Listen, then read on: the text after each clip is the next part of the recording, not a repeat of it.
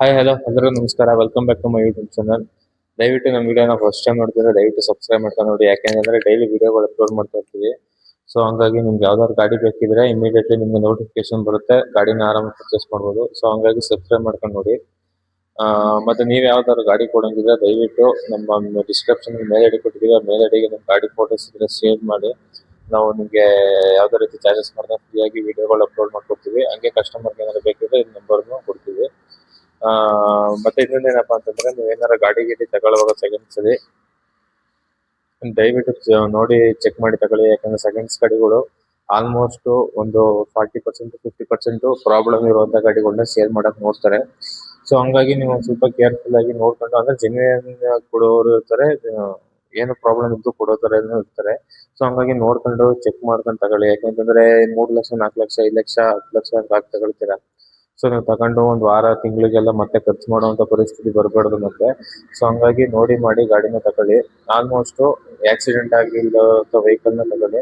Accident ಆಗಿರೋದನ್ನ ತಗೊಳ್ದೇ ಇರೋಕೆ almost try ಮಾಡಿ. ಯಾಕೆ ಅಂತಂದ್ರೆ ಅವು ಬಾಡಿ ಎಲ್ಲ ಅಪ್ಸೆಟ್ ಆಗಿರ್ತವೆ. ನೀವೆಲ್ಲರ ಫಾಸ್ಟ್ ಆಗಿ ಹೋಗುವಾಗ ಸ್ಟೆಬಿಲಿಟಿ ಇರಲ್ಲ ಗಾಡಿ, ಒಂದ್ ಸ್ವಲ್ಪ ಶೇಕಿಂಗ್ ಆಗೋದಾಗ್ಲಿ ಇನ್ನೊಂದಾಗ್ಲಿ ಮತ್ತೊಂದು.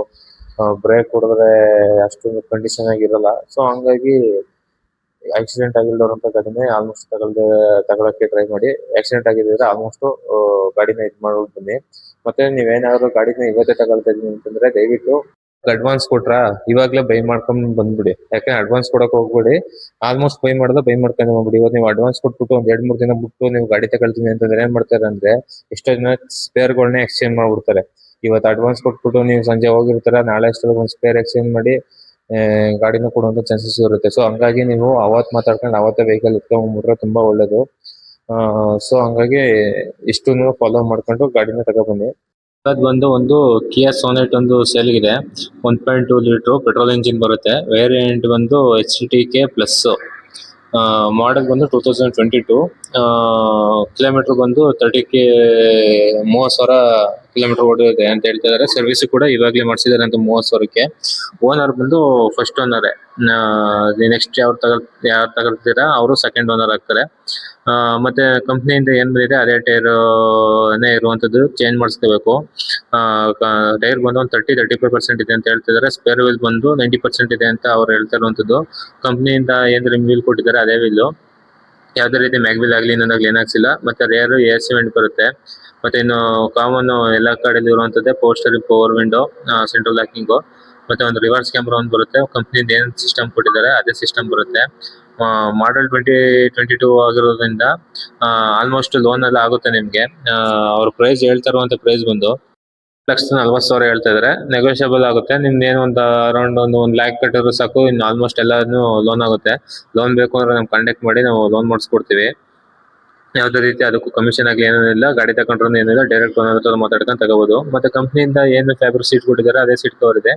ಎಕ್ಸ್ಟ್ರಾ ಸೀಟ್ ಕವರ್ ಯಾವ್ದು ಹಾಕ್ಸಿಲ್ಲ. ಮತ್ತೆ ಫಾಗ್ ಲ್ಯಾಂಪು ಮತ್ತೆ LED ಬಲ್ಬ್ DRL ಅವೆಲ್ಲ ಏನ್ ಕಂಪ್ನಿ ಕೊಟ್ಟಿದಾರೋ ಅದೇನೆ. ಆಲ್ಮೋಸ್ಟ್ ಕಂಪ್ನಿಯಿಂದ ಏನ್ ಬರುತ್ತೆ ಅದೇ ಅಂತ ಇರೋದು. ಇನ್ನೇನು ಎಕ್ಸ್ಟ್ರಾ ಏನು ಹಾಕ್ಸಿಲ್ಲ. ಮಾಮೂಲಿ ಫ್ಲೋರ್ ಮ್ಯಾಟಿಂಗ್ ಒಂದು ಹಾಕ್ಸಿದ್ದಾರೆ.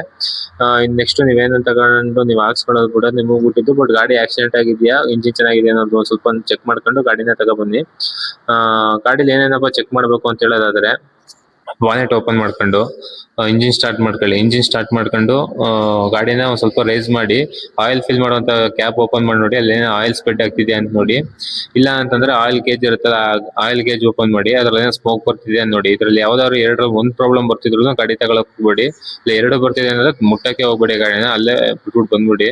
ಯಾಕೆಂತಂದ್ರೆ ಅದು ಹೆವಿ ಇಂಜಿನ್ ಕೆಲ್ಸಕ್ಕೆ ಬರುತ್ತೆ. ಅಂದ್ರೆ 50-1 ಲಕ್ಷ ಆ ತರ ಎಲ್ಲ ಖರ್ಚು ಬೀಳುತ್ತೆ. ಸೊ ಹಂಗಾಗಿ ಆ ತರ ಏನಾದ್ರು ಪ್ರಾಬ್ಲಮ್ ಇತ್ತು ಅಂತಂದ್ರೆ ತಗೊಳಕ್ಕೆ ಹೋಗ್ಬಿಡಿ ಗಾಡಿನ. ಇನ್ನು ನೆಕ್ಸ್ಟ್ ಬಂದು ಫ್ರಂಟ್ ಎಲ್ಲ ಗಾಡಿ ಚೆಕ್ ಮಾಡಿ, ಸಣ್ಣ ಪುಟ್ಟ ಆಕ್ಸಿಡೆಂಟ್ ಆಗಿದೆ ಅನ್ನೋದು. ಯಾಕೆಂದ್ರೆ ಮೇನ್ ಬಂಪರ್ ಹೋಲ್ಡರ್ ಚೆಕ್ ಮಾಡಿ. ಬಂಪರ್ ಹೋಲ್ಡರ್ ಅಲ್ಲೇ ಬಂಪರ್ ಕೂತಿದೆ ಅಂತ. ಯಾಕಂದ್ರೆ ಸ್ಕ್ರೂಗಳು ಹಾಕ್ಬಿಟ್ಟು ಬಂಪರ್ ನೇರದಲ್ಲೇ ಟಿಂಕರಿಂಗ್ ಮಾಡಿ ನಿಲ್ಸ್ಬಿಡ್ತಾರೆ. ಅದಕ್ಕೋಸ್ಕರ ಒಂದ್ ಸ್ವಲ್ಪ ಚೆಕ್ ಮಾಡ್ಕೊಂಡು ತಗೊಳ್ಳಿ. ಬಂಪರ್ ಹೋಲ್ಡರ್ ಅಲ್ಲೇ ಬಂಪರ್ ಕೂತಿದೆ ಅಂತ. ಇಲ್ಲ ಬಂಪರ್ ಹೋಲ್ಡರ್ ಅಲ್ಲಿ ಕೂತಿದ್ರು ಸ್ವಲ್ಪ ನೀಟಾಗಿ ಅಲ್ಲೂ ಚೆಕ್ ಮಾಡ್ಕೊಳ್ಳಿ. ಆಕ್ಸಿಡೆಂಟ್ ಆಗಿರೋ ರಿಪ್ಲೇಸ್ಮೆಂಟ್ ಮಾಡಿರ್ತಾರೆ. ಸೊ ಹಂಗಾಗಿ ಬಂಪರ್ ಒಂದ್ ಸ್ವಲ್ಪ ಚೆಕ್ ಮಾಡ್ಕೊಂಡ್ರೆ ಗೊತ್ತಾಗುತ್ತೆ ಆಕ್ಸಿಡೆಂಟ್ ಆಗಿದೆಯೋ ಏನು ಅಂತ. ಅಕಸ್ಮಾತ್ ಟಿಂಕರಿಂಗ್ ಏನಾದ್ರು ಬಂಪರ್ ಅಲ್ಲಿ ಆಗಿತ್ತು ಅಂತಂದ್ರೆ ಆಕ್ಸಿಡೆಂಟ್ ಆಗಿರುತ್ತೆ ಅಂತ. ಬಟ್ ಏನು ರೀಸನ್ ಆಗಿದೆ ಅದೆಲ್ಲ ಕೇಳ್ಕೊಂಡು ನಿಮ್ಗೆ ಇಷ್ಟ ಆಯ್ತು ಅಂದ್ರೆ ತಗೊಳ್ಳಿ, ಇಲ್ಲ ಅಂದ್ರೆ ಬೇಡ. ಇನ್ನು ಅದ್ ಬಿಟ್ರೆ ನೆಕ್ಸ್ಟ್ ಏನ್ ಚೆಕ್ ಮಾಡ್ಬೋದಪ್ಪ ಅಂತಂದ್ರೆ ಫ್ರಂಟ್ ಬ್ಯಾಕ್ ಗ್ಲಾಸ್ ಮತ್ತೆ 4 ಪವರ್ ವಿಂಡೋಸ್ ಏನಿದೆ ಮತ್ತೆ ಕ್ವಾರ್ಟರ್ ಗ್ಲಾಸ್ ಏನಿದೆ ಅದೆಲ್ಲಾನು ಚೆಕ್ ಮಾಡಿ. ಅದ್ರಲ್ಲಿ ಎಲ್ಲಾ ಗ್ಲಾಸ್ ಮೇಲೂ ಬಾರ್ ಕೋಡ್ ಅನ್ನೋದು ಒಂದು ಇರುತ್ತೆ. ಆ ಬಾರ್ ಕೋಡ್ ಅಲ್ಲಿ ಎಲ್ಲಾ ಗ್ಲಾಸ್ಗೂ ಒಂದೇ ಬಾರ್ ಕೋಡ್ ಇರುತ್ತೆ ನಂಬರ್. ಆ ನಂಬರ್ ಒಂದೇ ಸೀರಿಯಲ್ ನಂಬರ್ ಎಲ್ಲ ಸೇಮ್ ಮ್ಯಾಚ್ ಆಗ್ತಿದೆ ನೋಡಿ. ಯಾವ್ದಾರು ಒಂದೇನಾದ್ರು ಚೇಂಜ್ ಆಗಿತ್ತು ಅಂದ್ರೆ ಗ್ಲಾಸ್ ಹೊಡೆದೋಗಿದೆ ಅದು ಅಂತ. ಆ ಗ್ಲಾಸ್ ಹೊಡೆದೋಗಿರೋ ರೀಸನ್ ಬಂದು ಆಕ್ಸಿಡೆಂಟ್ ಆಗಿ ಹೊಡೆದೋಗಿರುತ್ತೆ, ಇಲ್ಲ ಅಪ್ಪಿ ಏನಾದ್ರು ಬಿದ್ದು ಹೊಡೆದೋಗಿರುತ್ತೆ. ಬಟ್ ಏನ್ ರೀಸನ್ ಅಂತ ಕೇಳ್ಕೊಳ್ಳಿ. ಆ ಹೊಡೆದೋಗಿರೋ ಜಾಗನ ಒಂದ್ ಸ್ವಲ್ಪ ಇನ್ಫೆಕ್ಷನ್ ಮಾಡಿ ಚೆಕ್ ಮಾಡ್ಕೊಳ್ಳಿ, ಟಿಂಕರಿಂಗ್ ಏನಾರು ಆಗಿದೆಯಾ ಅಂತ. ಅದೇನಾರು ಆಗಿತ್ತು ಅಂತಂದ್ರೆ ಕೇಳ್ಕೊಂಡು ಏನಾಗಿತ್ತು ಅಂತಂದ್ರೆ ಆಕ್ಸಿಡೆಂಟ್ ಆಗಿದ್ರೆ ಆಲ್ಮೋಸ್ಟ್ ತಗೊಳ್ದಾನೆ ವಾಪಸ್ ಬರೋಕೆ ಟ್ರೈ ಮಾಡಿ. ಇನ್ನು ಅದ್ ಬಿಟ್ರೆ ಇನ್ನು ಡೋರ್ಗಳದ್ದು ಹತ್ರ ಬೀಡಿಂಗ್ಗಳು ಇರುತ್ತೆ. ಆ ಬೀಡಿಂಗ್ ಒಂದ್ ಸ್ವಲ್ಪ ತೆಗೆದು ನೋಡಿ, ಅಲ್ಲಿ ಪಂಚಿಂಗ್ ಸೀಲ್ಗಳು ಇರುತ್ತೆ. ಅದೇನಾರ ಹೋಗಿದೆ ಅನ್ನೋದು ಒಂದ್ ಸ್ವಲ್ಪ ಚೆಕ್ ಮಾಡ್ಕೊಂಡು ಗಾಡಿನ ಆಲ್ಮೋಸ್ಟ್ ಇದ್ ಮಾಡ್ಕೊಂಡು ಬೈ ಮಾಡಿ. ಏನಕ್ಕಪ್ಪ ಹೇಳ್ತಾ ಇರೋದು ಅಂತಂದ್ರೆ ನಿಮ್ಗೆ ಆಕ್ಸಿಡೆಂಟ್ ಆಗಿದೆ ಅಂತಂದ್ರೆ ನಿಮ್ಗೆ ಗೊತ್ತಿಲ್ಲದೇ ತಗೊಬಿಡ್ತೀರಾ. ನೆಕ್ಸ್ಟ್ ನೀವು ಸೇಲ್ ಮಾಡ್ತೀನಿ ಅಂತಂದ್ರೆ ಅದಕ್ಕೆ ವ್ಯಾಲ್ಯೂ ಇರಲ್ಲ. ಸೊ ಹಂಗಾಗಿ ಚೆಕ್ ಮಾಡ್ಕೊಂಡು ಗಾಡಿನ ತಗೊಳ್ಳಿ ಅಂತ ಹೇಳ್ತಾ ಇರುವಂತದ್ದು ನಿಮ್ಗೆ. ಇನ್ನು ಅದು ಬಿಟ್ರೆ ನಿಮ್ದು ಇವತ್ತೇ ಅಡ್ವಾನ್ಸ್ ಕೊಟ್ರೆ ದಯವಿಟ್ಟು ಇವತ್ತೇ ಎತ್ಕೊಂಡ್ಬಿಡಿ ಗಾಡಿನ, ಚೆನ್ನಾಗಿತ್ತು ಅಂತಂದ್ರೆ. ಮತ್ತೆ ನನಗೆ ಗೊತ್ತಾಗ್ತಾ ಇಲ್ಲ ಇದೆಲ್ಲ ಚೆಕ್ ಮಾಡೋಕೆ, ಇದೆ ಫಸ್ಟ್ ಟೈಮ್ ನಾನು ಗಾಡಿ ತಗೊಳ್ತಾ ಇರೋದ್ರಿಂದ ದಯವಿಟ್ಟು ಮೆಕ್ಯಾನಿಕ್ ಕರ್ಕೊಂಡು ಹೋಗಿ ಚೆಕ್ ಮಾಡಿಸ್ಕೊಂಡು ಅಂದ್ರೆ ನಿಮ್ಗೆ ಒಳ್ಳೇದು. ಯಾಕೆ ಅಂತಂದ್ರೆ 1,200 ಇಲ್ಲ 1,500 ಆಗುತ್ತೆ ಒಂದು ಮೆಕ್ಯಾನಿಕ್ ಒಂದು ಚೆಕ್ ಮಾಡ್ಕೊಡಕ್ಕೆ. ಸೊ ಹಂಗಾಗಿ ನೀವೇ ಕರ್ಕೊಂಡೋಗಿ ಚೆಕ್ ಮಾಡಿಸ್ಕೊಂಡು ಸುಮ್ನೆ ಯಾಮಾರಕ್ ಹೋಗ್ಬೇಡಿ. ಯಾಕೆಂದ್ರೆ ಕಸ್ಟಮರ್ ಕೊಡೋರು ಎಂತ ಏನು ಅಂತ ನಮಗೂ ಸರಿಯಾಗಿ ಗೊತ್ತಿರಲ್ಲ. ಬಟ್ ಅವರು ಕಾರ್ ಇದೆ ಹೆಂಗ್ ಡೀಟೇಲ್ಸ್ ಕಳಿಸ್ತಾರೆ, ನಾವು ವಿಡಿಯೋ ಅಪ್ಲೋಡ್ ಮಾಡ್ತೀವಿ. ಸೊ ಹಂಗಾಗಿ ನೀವು ಒಂದ್ ಸ್ವಲ್ಪ ಕೇರ್ಫುಲ್ ಆಗಿ ಚೆಕ್ ಮಾಡ್ಕೊಂಡು ಗಾಡಿನ ಬರಕ್ಕೆ ಹೇಳ್ತಾ ಇರೋದು ಅಷ್ಟೇ.